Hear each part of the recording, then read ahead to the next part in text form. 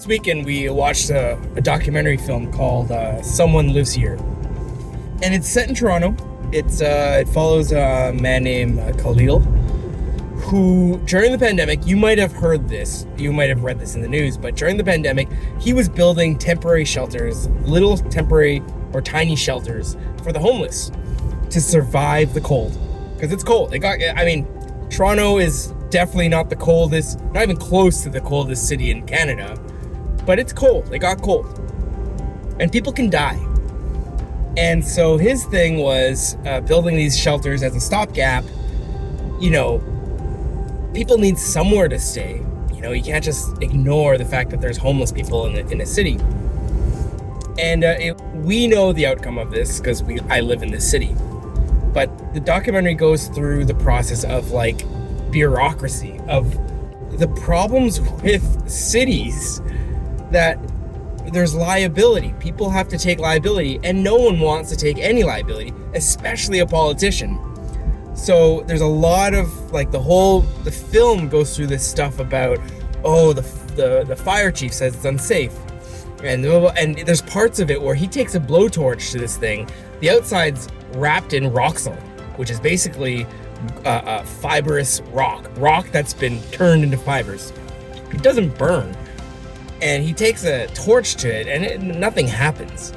But you can't control what someone does on the inside of a shelter. And that is true of any shelter. A house. Like, someone can burn down their house by cooking, you know?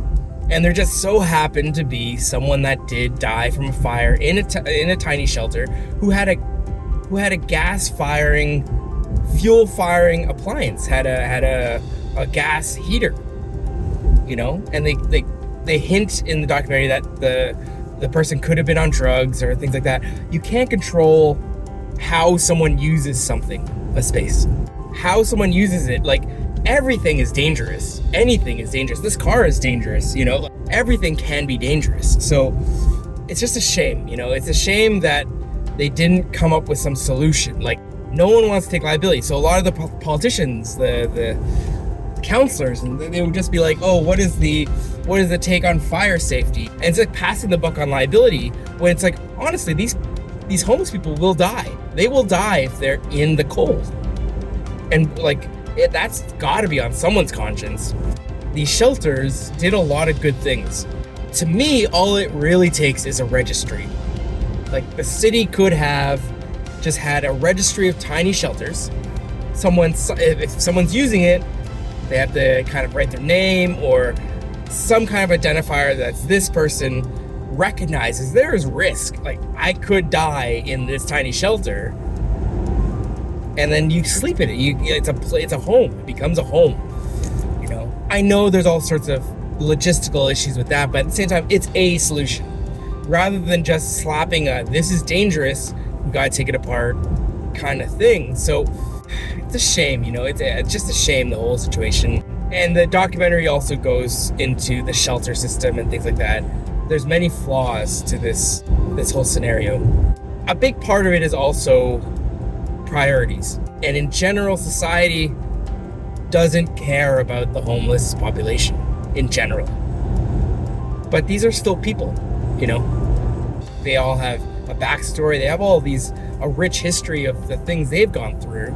And in stark contrast with the people complaining about these things, their biggest issue is that there is homeless people in the park next to their condo or their home. It's like, that's their biggest issue. It's like, whereas the homeless, their biggest issue could be they don't know where their next meal is coming from. We're talking very vastly different kind of issues here. So I enjoyed the documentary. It touches home simply for the fact that I do also have to deal with a lot of bureaucracy when it comes to design and architecture. We have to deal with a lot of weird red tape that doesn't make any sense. And then also deals from the human aspect of things, of dwelling, of what is home. And they interviewed a woman in the beginning. Her name was Taka. The way she was talking about things, I was like, oh my God, like, if this was an academic scenario, she would be a professor easily. The way she talked about things, it was incredible. So I don't have a solution to it all. I don't have a solution to this thing. At the same time, I'm sure a better solution could have been found with just a little bit of creative thinking and motivation. So that's it for now. This is Architect on the Move. I'm Jason. Cheers.